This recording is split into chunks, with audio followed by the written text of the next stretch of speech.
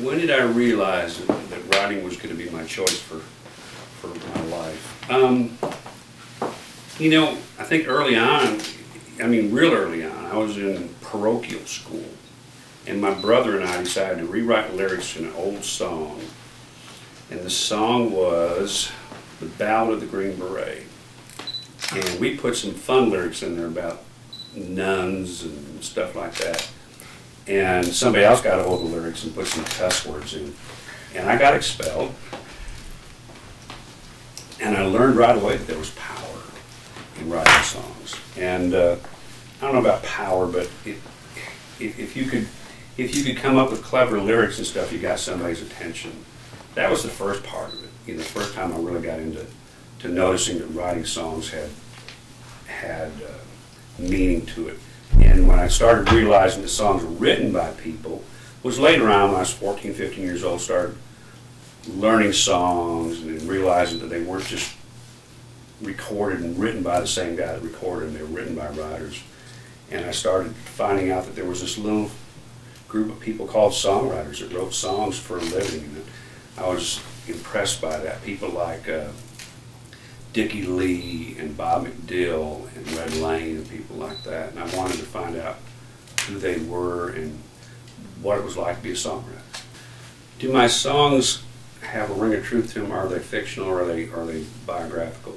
I would guess that the majority of my songs are biographical. I try not to delve into too many territories I don't know. For some reason, a lot of my co-writers assumed I was from Texas. So before I could start writing songs about Texas, I really wanted to go to Texas and spend some time there. Because there weren't a lot of songs coming out about Colorado or Michigan.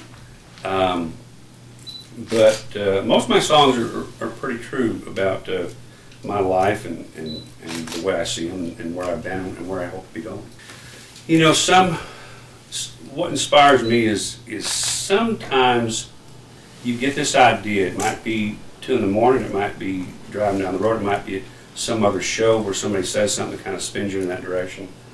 But when you get it, if it's one of those really, really cool ideas, there's just nothing that's going to stand in my way between getting to my guitar and getting it, hopefully put in the mode that I want to. But a lot of times, I'll just put that in a little case that says fragile, don't break until an emergency, and wait for the right co-writer. And you're sitting there and you look at that little song, that fragile case, and you're waiting and waiting and waiting, and then boom, that writing appointment comes up and you go, well, let's break this one open. I think I've got the right song for us, and sometimes you get lucky with those. You know, I do a lot of co-writing for multiple reasons. One, you have more feet on the ground working your songs. 2, you have fresher, more omnidirectional ideas. You might see the song in 2D, and somebody else comes in and all of a sudden you got a 3D dimension of the song where you didn't see it going that way. Maybe it ends up going in a totally different direction. But this year I wrote a lot of songs, and when I got through writing about 6 months into this year, I realized that what I'd been doing was sharpening my pencil, and that now I really wanted to write songs for me.